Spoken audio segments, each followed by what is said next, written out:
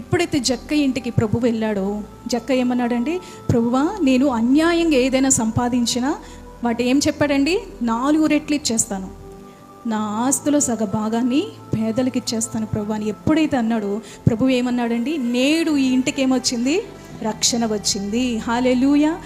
జక్కయ్య వాళ్ళ ఇంటికి ఏమొచ్చిందండి, రక్షణ వచ్చింది. నా ఇంటికి రక్షణ రాకుండా ఉండటానికి ఏది అడ్డుగా ఉంది, అది దేవుడు ఈరోజు మనతో మాట్లాడుతున్నాడు.